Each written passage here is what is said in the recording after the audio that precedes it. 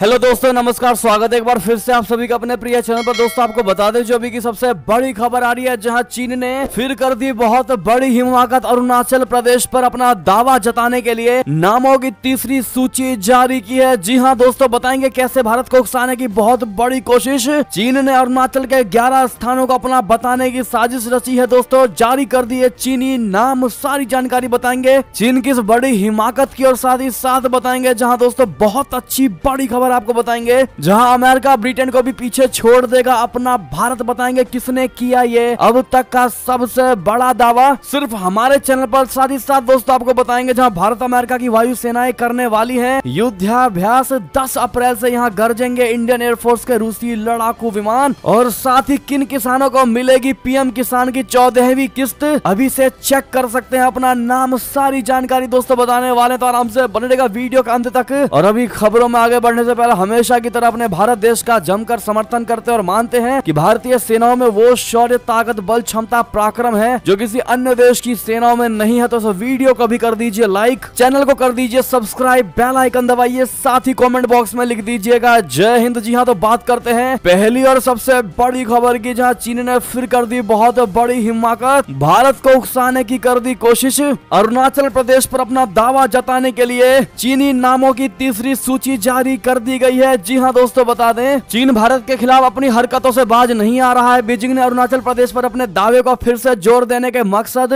से भारत के इस राज्य के लिए चीनी, तिब्बती और पिनयिन अक्षरों में नामों की तीसरी सूची जारी कर दी है। चीन के नागरिक मामलों के मंत्रालय ने रविवार यानी 1 अप्रैल को अरुणाचल प्रदेश के लिए 11 जगहों के मानकीकृत यानी स्टैंडर्डाइज्ड नाम जारी किए हैं, जिससे वो स्टेट काउंसिल चीन की कैबिनेट की जारी भौगोलिक नामों पर नियमों के अनुसार तिब्बत का दक्षिणी भाग जंगनान बताता है। चीनी सरकार के संचालित ग्लोबल टाइम्स ने सोमवार को अपनी एक खबर में कहा कि मंत्रालय ने रविवार को 11 जगहों के आधिकारिक नाम जारी किए हैं। इनमें 2 भूमि क्षेत्रों, 2 आवासीय क्षेत्रों, 5 पर्वत चोटियों और 2 नदियों सहित सटीक निर्देशांक भी दिए हैं। इसके अलावा स्थानों के नाम और उनके अधीनस्थ प्रशासनिक जिलों की श्रेणी सूचीबद्ध की गई है। चीनी मंत्रालय के अरुणाचल प्रदेश के लिए जारी मानकीकृत भौगोलिक नामों की यह तीसरी सूची है। अरुणाचल प्रदेश में 6 जगहों के मानकीकृत नामों की पहली सूची 2017 में जारी की गई थी। इसके बाद 15 जगहों की दूसरी सूची 2021 में जारी की गई थी। अरुणाचल प्रदेश में कुछ जगहों के नाम बदलने के चीनी कदम को भारत पहले भी खारिज कर चुका है। भारत ये कहता रहा है कि अरुणाचल प्रदेश सदैव भारत का अभिन्न अंग रहा है और हमेशा रहेगा, और गढ़े गए तुम्हारे इन नामों से सच्चाई नहीं बदल जाएगी, तथ्य नहीं बदल जाएगा। विदेश मंत्रालय के प्रवक्ता अरिंदम बागची ने दिसंबर 2021 में कहा था कि ये पहली बार नहीं है जब चीन ने अरुणाचल प्रदेश में इस तरह से जगहों के नाम बदलने की कोशिश की है। उन्होंने कहा था कि अरुणाचल प्रदेश हमेशा से भारत का अभिन्न अंग रहा है और सदा रहेगा, और तुम कितने भी इसके नाम बदल लो, कितने भी नाम रख लो, इससे सच्चाई नहीं बदल जाएगी। जी हाँ, ग्लोबल टाइम्स चीनी कम्युनिस्ट पार्टी का मुखपत्र पीपुल्स डेली समूह के प्रकाशनों का हिस्सा है। इसने चीनी विशेषज्ञों के हवाले से कहा है कि नामों की घोषणा एक वैलिड कदम है, वैध कदम है, और भौगोलिक नामों को मानकीकृत करना चीन का संप्रभु अधिकार है। बहरहाल दोस्तों, फिर एक बार चाइना ने भारत को भड़काने की कोशिश की है दोस्तों, ये जताने की कोशिश की है कि भारत फिर कोई तुम पर बड़ा एक्शन ले, क्योंकि भारत हमेशा से दोस्तों कहता कहता थक चुका है कि अरुणाचल पर हमारा अधिकार है, अरुणाचल पर सारी चीजें भारत की हैं। लेकिन उसके बावजूद भी चाइना ऐसा बयान दे रहा है जिससे भारत का भड़कना तो तय है। ऐसे में आपकी जो भी निजी राय हो दोस्तों कमेंट में लिखकर अवश्य बताइएगा। लेकिन चीन की जो ये चाल है, क्या लगता है दोस्तों आपको, कैसे सुधर सकता है चाइना? बताइएगा जरूर भारत के किस कदम पर। लेकिन कमेंट में मोदी है तो मुमकिन है कहना बिल्कुल मत भूलिएगा। और आज जितना ज्यादा इसके वीडियो को शेयर कर दीजिएगा। हमेशा की तरह व्हाट्सएप, फेसबुक पर चलते हैं एक और खबर की तरफ, जहाँ बहुत बड़ी और अच्छी खबर आपको बताने वाले हैं दोस्तों, जहाँ अमेरिका ब्रिटेन को पीछे छोड़ देगा भारत। आखिर किसने किया ये बड़ा दावा, बता दें। अमेरिका और ब्रिटेन जैसे विकसित देशों से मुकाबला करने के लिए भारतीय अर्थव्यवस्था यानी इंडियन इकोनॉमी तेज रफ्तार से बढ़ रही है। ये दावा भारत के G20 शेरपा अमिताभ कांत ने किया है। कांत के मुताबिक आने वाले दिनों में विकसित देशों की रफ्तार धीमी होगी और भारत जैसी उभरती अर्थव्यवस्थाएं तेज रफ्तार से विकास की पटरी पर दौड़ती नजर आएंगी। अमिताभ कांत ने कहा है कि मौजूदा दौर में गंभीर चुनौतियों का सामना कर रही दुनिया को फिर से परिभाषित करने और उसे नया आकार देने में भारत G20 की अध्यक्षता के दौरान महत्वपूर्ण रोल निभाएगा। पिछले 10 वर्ष के रुझानों का जिक्र करते हुए कांत ने कहा कि विकसित देशों के विकास की रफ्तार घटेगी जबकि उभरते बाजार तेजी से आगे बढ़ेंगे। ऐसे में उन्होंने विकसित देशों से संसाधन विकासशील देशों में आने का अनुमान जताते हुए उभरते बाजारों में सुधार की संभावना जताई है। ग्लोबल जीडीपी के लगभग 85% हिस्से का प्रतिनिधित्व G20 देश करते हैं। इसके अलावा ये विशेष समूह ग्लोबल ट्रेड के 75% से ज्यादा हिस्से और दुनिया की कुल आबादी के 2/3 हिस्से हिस्से की भी अगुवाई करता है। ऐसे में कांत ने दुनिया के सामने मौजूद चुनौतियों से निपटने में G20 की जिम्मेदारी का भी जिक्र किया है। कांत ने कहा है कि इन चुनौतियों में मंदी भी शामिल है, जिससे ग्रोथ पर असर होगा। इसके चलते 75 देश वैश्विक कर्ज के जाल में फंस जाएंगे और इस संकट के प्रभाव से लाखों लोग बेरोजगार होंगे और लाखों लोग गरीबी रेखा के नीचे पहुंच जाएंगे। अमिताभ कांत ने कहा है कि विकासशील देशों की ग्रोथ में आ रही तेजी और 75 देशों पर मंडराते कर्ज के संकट को देखते हुए G20 को तेजी से कदम उठाने की आवश्यकता है। कांत के मुताबिक जब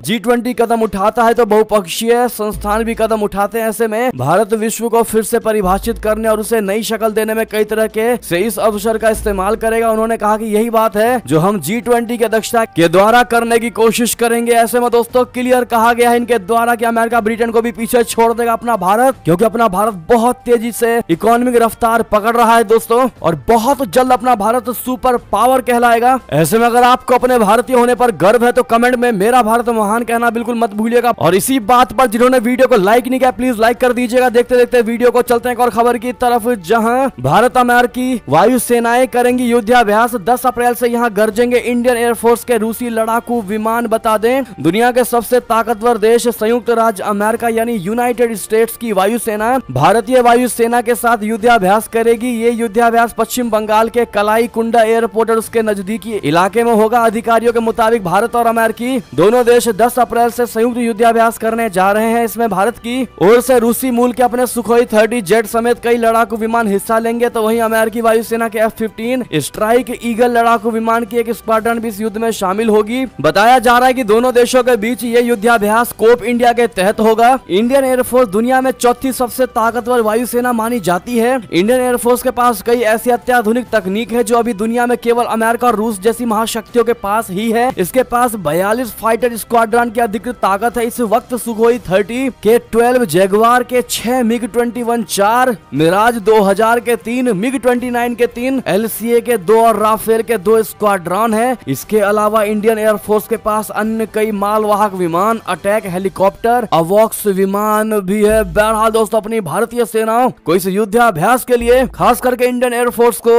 ऑल द बेस्ट जरूर कहिएगा दोस्तों, ताकि सबसे बढ़िया और बेस्ट परफॉर्मेंस दिखा सके अपनी भारतीय सेना। साथ ही साथ दोस्तों बढ़े एक और बड़ी खबर की तरफ, जहां हिंद महासागर पर भी चीन की टेढ़ी नजर। सर्वे के लिए चुने 2 स्पॉट। आखिर क्या है ड्रैगन का मंसूबा, बता दे विस्तारवादी चीन की संदिग्ध गतिविधियां अब हिंद महासागर में भी तेज होने लगी है। बीजिंग की ओर से ऐसे खास लोकेशंस की लिस्ट तैयार हो गई है जहां महासागर रिसर्च जहाजों के जरिए रेगुलर दौरे किए जाएंगे। इंडिया टुडे की रिपोर्ट के मुताबिक इसमें दक्षिण चीन सागर की विवादित जगह भी शामिल है। चीन पूर्वी हिंद महासागर का सर्वे क्यों चाहता है, इस बारे में उसके इरादे अभी तक साफ नहीं हो पाए हैं। हांगकांग स्थित news website south China morning post के लेख में समुद्री सर्वेक्षणों के लिए निश्चित नौसैनिक स्थलों की घोषणा के बारे में जानकारी दी गई है। SCMP ने इसे लेकर चीन के राष्ट्रीय प्राकृतिक विज्ञान फाउंडेशन की रिपोर्ट का हवाला दिया है। रिपोर्ट के मुताबिक चीन ने पहली बार अपनी जहाजों के जरिए 33 निश्चित सेक्शंस पर सर्वे की घोषणा की है। इनमें दक्षिण चीन सागर, ताइवान जलडमरू, मध्य पश्चिमी प्रशांत महासागर के साथ साथ हिंद महासागर के पूर्वी हिस्से भी शामिल है। ड्रैगन की ओर से ऐसे कई इलाकों का भी चुनाव किया गया है जो सुरक्षा के लिहाज से आशंका पैदा करते हैं। कुछ तो प्रशांत क्षेत्र में अमेरिकी सैन्य ठिकानों, दक्षिण चीन सागर के विवादित क्षेत्रों व ताइवान और पूर्वी हिंद महासागर के बेहद करीब है। इससे भारत की नेशनल सिक्योरिटी को भी खतरा पैदा हो सकता है। जी हाँ, आपकी जानकारी के लिए आपको बता दें दोस्तों कि चीन के पास सर्वे के लिए 60 से भी अधिक जहाज। अब आप अंदाजा लगा पा रहे होंगे कि कितनी तेजी से चाइना इन इलाकों का सर्वे करवा रहा है दोस्तों, और 2 स्पॉट को चुना गया है। आखिर क्या है ड्रैगन का मंसूबा, ये क्लियर नहीं हो पाया। बहरहाल आपको जो भी लगता हो दोस्तों बताइएगा जरूर। देखते हैं भारत की जनता इस पर क्या विचार राय रखती है। साथ ही साथ दोस्तों बढ़ते हैं एक और बड़ी खबर की तरफ, जहां बहुत खुशखबरी की खबर, रावण के देश में गूंजेगी श्री राम की महिमा। श्रीलंका में बनने जा रहा रामायण सर्किट,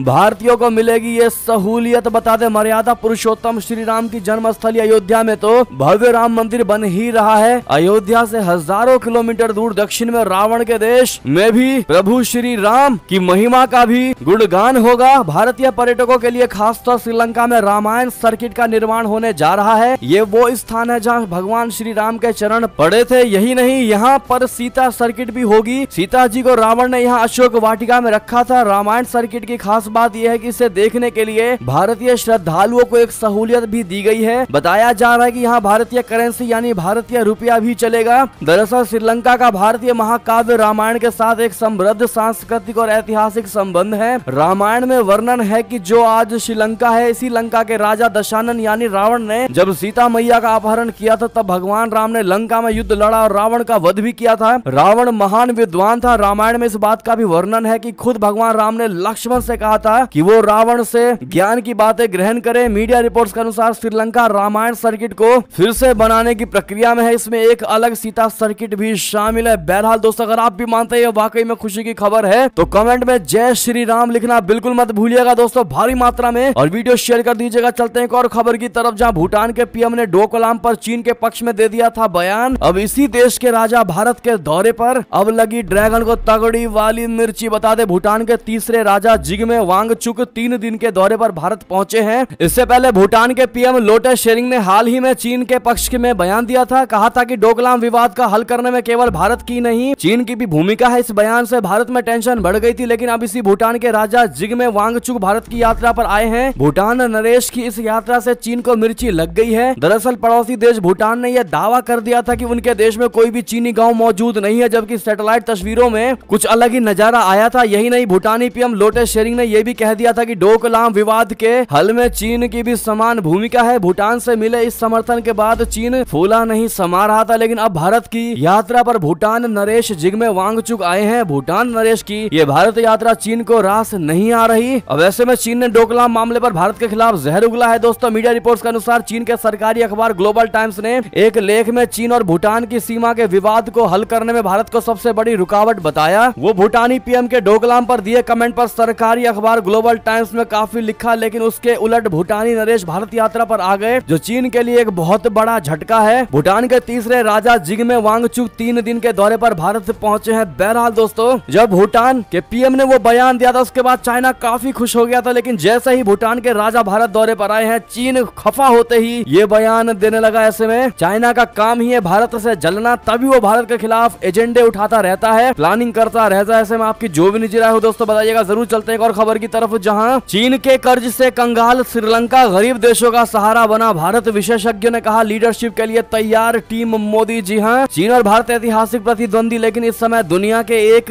हिस्से में नेतृत्व की जंग लड़ रहे हैं। विशेषज्ञों की माने तो भारत इस दिशा में चीन से आगे निकल सकता है। विशेषज्ञों का कहना है कि दुनिया का दक्षिणी हिस्से में स्थित देश इस समय सबकी नजरों में है। यहाँ पर पश्चिमी देशों और चीन रशिया कैंप के बीच टकराव जारी है। निक्केई एशिया की एक रिपोर्ट के मुताबिक कई ऐसे केस हैं जहाँ पर उभरते और विकासशील दोनों ही देश हैं। ये देश किसी की भी तरफ नहीं है और ना ही इनका कोई अलग रास्ता है, लेकिन इसके बाद भी भारत आज दुनिया के कुछ देशों का फेवरेट देश है। ऐसे में वो चीन को नेतृत्व की रेस में पीछे छोड़ सकता है। भारत की अर्थव्यवस्था अब मजबूत होती जा रही है और ऐसे में विशेषज्ञ उसे चीन की तुलना में ग्लोबल साउथ का नेतृत्व करने के लिए ज्यादा योग्य मानते हैं। भारत इस साल G20 की अध्यक्षता कर रहा है। हाल ही में हुए रायसीना डायलॉग से पहले भारत ने voice of global south summit का आयोजन किया था। भारत ने इसके लिए 120 देशों को आमंत्रित किया था, लेकिन चीन को बुलाया नहीं गया। एक भारतीय अधिकारी की माने तो चीन नहीं बुलाया गया क्योंकि चीन G20 के मुखिया के तौर पर भारत की प्राथमिकता दूसरे विकासशील देशों की आवाज सुनना था। विशेषज्ञ मानते हैं कि प्रधानमंत्री नरेंद्र मोदी और उनकी सरकार ग्लोबल साउथ का नेता बनने के लिए चीन के साथ प्रतिस्पर्धा करने के लिए तैयार है। बहरहाल प्रधानमंत्री नरेंद्र मोदी जी के नेतृत्व अपना भारत दोस्तों कितना आगे जा रहा है कि हर एक देश, पूरी दुनिया मोदी जी की तारीफ और भारत की जमकर तारीफ कर रही है। ऐसे में लॉन्ग लिव मोदी जी जरूर कहिएगा आप लोग। चलते हैं एक और खबर की तरफ, जहां पश्चिमी देशों से लगती बेलारूस की सीमा पर परमाणु हथियार तैनात करेगा रशिया। नाटो में मच गई सुनते ही खलबली। बता दें, यूक्रेन से चल रहे युद्ध के बीच रशिया ने पश्चिमी देशों से लगती बेलारूस की सीमा पर परमाणु हथियार तैनात करने का ऐलान कर दिया है। ये ऑफिशियल ऐलान है। इससे नाटो देशों में खलबली मच गई। दरअसल रशिया ने यह कदम उठाने का फैसला इसलिए किया है कि नाटो और पश्चिमी देश लगातार युद्ध में यूक्रेन का समर्थन कर रहे हैं। ऐसे में रूस किसी भी हद तक जाने को तैयार है। यूक्रेन से युद्ध चलते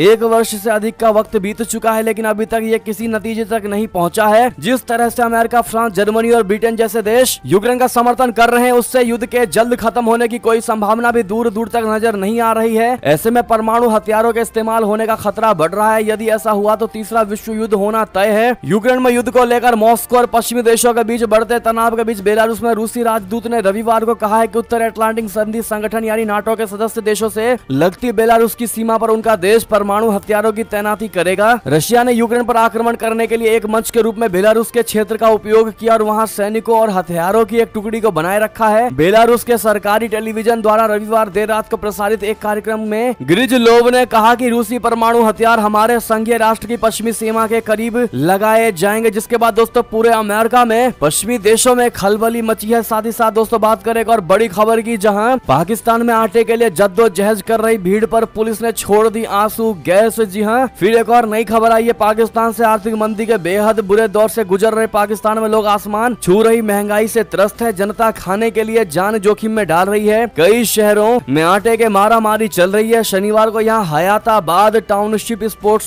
स्टेडियम में सरकारी योजना के तहत मुफ्त गेहूं का आटा लेने के लिए जबरन घुसने की कोशिश कर रहे लोगों पर पुलिस ने आंसू गैस के गोले दागे। इसके जवाब में लोगों ने पुलिस कर्मियों पर पथराव किया। हालांकि इस घटना में कोई हताहत नहीं हुआ। एक पुलिस अधिकारी ने बताया कि जिला प्रशासन ने पुलिस और नागरिक सुरक्षा स्वयं सेवकों की मदद से भीड़ और आटा वितरण को नियंत्रित किया। जी हाँ, बात करते हैं और बड़ी खबर की। अब इस मुस्लिम देश ने सऊदी अरबिया से मांगा कर्ज। भारत भी आए थे इस इस्लामिक देश के राष्ट्रपति। बता दें, पाकिस्तान की कंगाल हालत दुनिया में किसी से छिपी हुई नहीं है। अब एक और मुस्लिम देश की इकोनॉमी चरमरा गई है। इस देश में हालात इतने बद से बदतर हो चुके हैं कि 2 जून की रोटी भी यहाँ के लोगों को ढंग से नसीब नहीं हो रही है। इस मुस्लिम देश का नाम मिस्र है। दोस्तों, मिस्र वही देश है जिसके राष्ट्रपति अब्देल फतेह अल सीसी 26 जनवरी गणतंत्र दिवस पर मुख्य अतिथि के बतौर भारत आए थे। मिस्र के राष्ट्रपति अल सीसी ने अब सऊदी अरबिया का रुख किया है। यहाँ उन्होंने सऊदी अरब के प्रिंस मोहम्मद बिन सुलेमान से मुलाकात की। दरअसल अल सीसी के सऊदी अरब के प्रिंस से निजी तौर पर भी अच्छे रिश्ते हैं, इसीलिए उसने इन अच्छे रिश्तों को भुनाने की कोशिश करते हुए सऊदी अरबिया से आर्थिक सहयोग मांगा है। वैसे सऊदी अरब पहले मिस्र को सहयोग करता आया है, साथ ही यहाँ बड़े पैमाने पर इन्वेस्टमेंट का भरोसा भी दिया है, लेकिन यह भरोसा अभी ये धरातल पर नहीं आया है। सऊदी की सरकारी मीडिया के अनुसार दोनों नेताओं ने आपसी सहयोग और क्षेत्रीय विकास के मुद्दे पर चर्चा की। मिस्र के राष्ट्रपति अल सीसी के साथ एक उच्च स्तरीय प्रतिनिधि मंडल भी सऊदी अरब पहुंचा है। इसमें मिस्र के राष्ट्रपति, सुरक्षा सलाहकार भी शामिल है, साथ ही अन्य गणमान्य मंत्री भी शामिल है। चलते हैं दोस्तों एक और खबर की तरफ, जहां नेपाल में पैठ बना रहा चीन। क्रॉस बॉर्डर ट्रेड पर बनी बात, फिर शुरू हुआ द्विपक्षीय व्यापार। बता दें, भारत को चारों तरफ से घेरने की कोशिश में लगा चीन हिमालयी राष्ट्र नेपाल में अपनी पैठ बना रहा है। इन दोनों देशों में द्विपक्षीय व्यापार पर सहमति बनी है, जिसके फलस्वरूप वे प्रमुख बॉर्डर पॉइंट से 2 तरफा व्यापार यानी क्रॉस बॉर्डर ट्रेड फिर से शुरू कर दिए हैं। चीनी विदेश मंत्रालय की ओर से इसकी पुष्टि कर ली गई है। तिब्बत की राजधानी लहासा में नेपाल के वाणिज्य दूतावास कार्यालय द्वारा जारी बयान के अनुसार चीन और नेपाल के अधिकारी 1 अप्रैल से एक प्रमुख भूमि सीमा बिंदु के माध्यम से अपना द्विपक्षीय व्यापार फिर से शुरू करने पर सहमत हुए। ये निर्णय सीमा व्यापार और सहयोग पर नेपाल चीन समन्वय तंत्र की पहली बैठक के दौरान लिया गया, जो बुधवार यानी 29 मार्च को लहासा में आयोजित की गई थी। बताया जाता है कि चीन और नेपाल के प्रतिनिधियों की बैठक के दौरान चर्चा मुख्य रूप से क्रॉस बॉर्डर ट्रेड और लोगों की आवाजाही को फिर से शुरू करने और पोर्ट के सुचारू संचालन, व्यापार सुविधा, कस्टम विभाग की मदद, सीमा क्षेत्र में विकास और आपसी सहयोग के नए रास्ते तलाशने पर केंद्रित थी। बात करें दोस्तों और बड़ी खबर की, जहां इस देश ने चीन को दिखाई आंख। चीनी ऐतराज के बावजूद अमेरिकी सैन्य अड्डों के लिए देगा जमीन। बता दें, हिंद प्रशांत महासागर और दक्षिण चीन सागर में चीन की दादागिरी को कुचलने के लिए अमेरिका लगातार सैन्य अड्डे बना रहा है। इसके लिए उसे दक्षिण पूर्वी एशियाई देशों के सहयोग की आवश्यकता है, लेकिन कई देश चीन के प्रभाव के कारण शांत रहते हैं। लेकिन फिलीपींस ने चीन की दादागिरी को ठेंगा दिखाते हुए अमेरिका को अपने सैन्य अड्डे बनाने के लिए जमीन देने को राजी हो गया है। अमेरिकी सैन्य अड्डों के लिए नए क्षेत्रों की पहचान की जा रही है। चीन की आपत्ति के बावजूद फिलीपींस ने अमेरिकी सैन्य अड्डों के लिए 4 जगहों को चिन्हित किया है। चीन की कड़ी आपत्ति के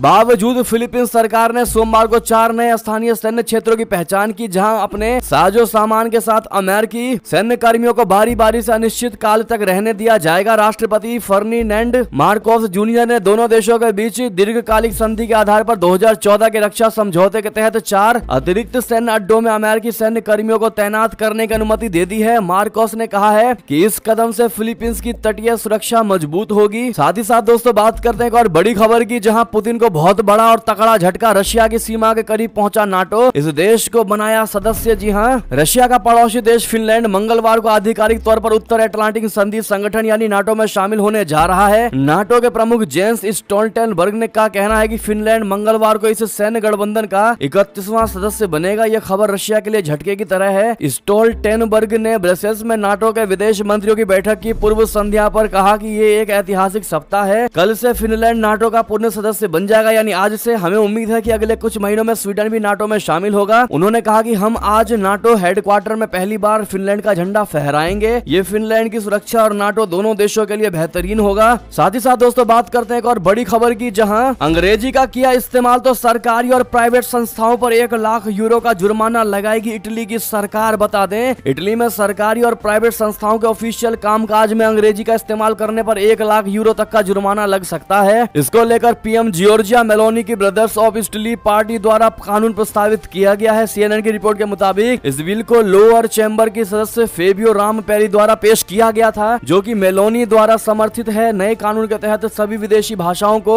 बाहर किया गया है, लेकिन खास तौर पर एंग्लोमेनिया या अंग्रेजी शब्दों के इस्तेमाल को टारगेट किया गया है। इस प्रस्ताव के मुताबिक ये भाषा इटालियन भाषा की निंदा करती है। ब्रिटेन के यूरोपीय संघ से बाहर निकलने से इसे और भी बद से बदतर बना दिया गया है। जी हाँ, लेकिन आपको बता दें, हालांकि इस बिल को लेकर अभी इटली के संसद में बहस होनी बाकी है। समर्थन मिलने के बाद इस बिल को पारित किया जाएगा। चलते हैं एक और खबर की तरफ, जहां कूनो नहीं लौटा चीता रिहायशी इलाके में 24 घंटे से घूम रहा, वन विभाग कर रही इसकी निगरानी। जी हाँ, मध्य प्रदेश के कूनो नेशनल पार्क से निकला चीता अभी तक जंगल में नहीं पहुंचा है। बताया जा रहा है कि कूनो अभ्यारण्य की सीमा को छूकर वो दोबारा वापस लौट गया। ओवान नाम का ये चीता अभी कूनो से दूर रिहायशी इलाकों में घूम रहा है। पिछले 24 घंटे से ये चीता रिहायशी इलाके में मौजूद है। चीते के आसपास वन विभाग की 10 टीमें विशेष निगरानी कर रही है। इससे पहले ये चीता रविवार शाम को कूनो अभ्यारण्य की सीमा में पहुंचा था, लेकिन वो जंगल की तरफ नहीं गया। इसके बाद वो सोमवार की सुबह रिहायशी इलाकों में पहुंच गया। बताया जा रहा है कि वो लगातार कूनो नदी के पास घूम रहा है। वन विभाग लगातार चीते की मूवमेंट पर नजर रख रही है। साथ ही साथ दोस्तों बात करें एक और खबर की, जहां पीएम मोदी जी से मिले सीएम धामी। 4 धाम यात्रा और आदि कैलाश आने का दिया न्योता। बता दें, उत्तराखंड के मुख्यमंत्री पुष्कर सिंह धामी ने सोमवार को दिल्ली में प्रधानमंत्री नरेंद्र मोदी से शिष्टाचार भेंट करके राज्य को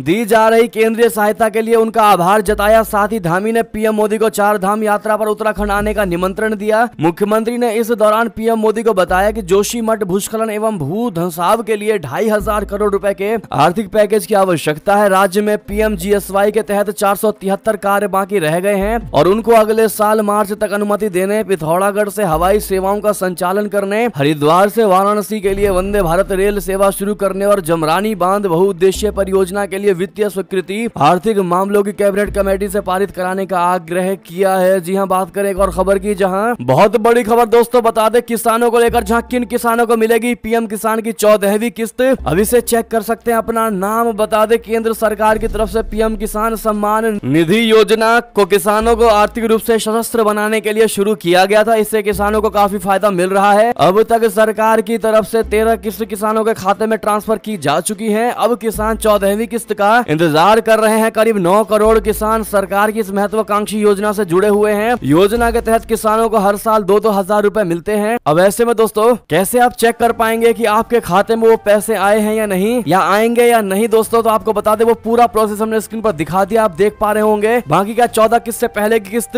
सारी मिल चुकी है। आपको कमेंट में लिखकर जरूर बताएगा दोस्तों। देखते हैं किन किन को सारी किस्तें मिल चुकी हैं। बहरहाल दोस्तों ये थी अब तक की सारी बड़ी खबरें। आपको हमारी खबर कैसी लगी, आशा करता हूँ बहुत अच्छी लगी होगी। अगर थोड़ी भी अच्छी लगी है तो इस वीडियो को भी अपने भाई बंधुओं में व्हाट्सएप, फेसबुक, ट्विटर के जरिए पूरे भारत में शेयर करना बिल्कुल मत भूलिएगा। और अभी कर दीजिए इस वीडियो को लाइक, चैनल को कर दीजिए सब्सक्राइब, बेल आइकन दबाइए, साथ ही कमेंट बॉक्स में लिख दीजिएगा जय हिंद जय भारत। तो मिलते हैं आपसे अगली बड़ी खबर में, तब तक अपना ख्याल रखिएगा। आप सभी का बहुत बहुत धन्यवाद दोस्तों, साथ देने के लिए, साथ बने रहने के लिए। जय हिंद जय भारत।